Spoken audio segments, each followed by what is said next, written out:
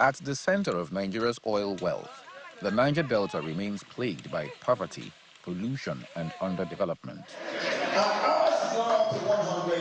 And it is these long-standing challenges that bring over 120 stakeholders together in Port Harcourt, the River State capital, for the 2025 Niger Delta Anti-Corruption Learning Summit.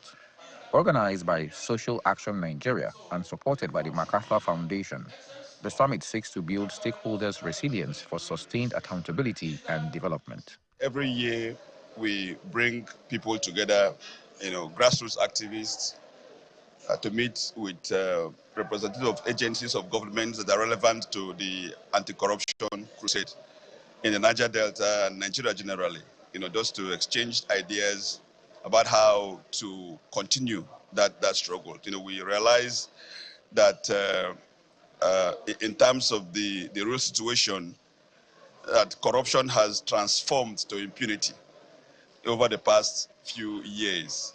An associate professor of political science and public administration, Etem Frank, who delivers the keynote address, blames the region's present crisis on years of unchecked oil and gas exploitation and weak governance. There is corruption in the Niger Delta, like any other part of the country. Because of the corruption, it has entrenched poverty in the system, in the zone that ought not to be in poverty, because of the enormous resources available, which has been mismanaged and arrested by the corruption, lack of transparency, lack of inclusive development, and a whole lot of things.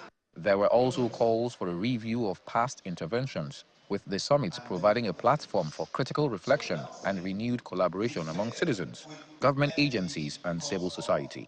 The aim of this summit is to look at some of the past efforts at fighting corruption, pick and reflect on some of the lessons and successes that have been recorded over the past years, and how we can build on this to continue to advocate for accountability in the implementation of government projects.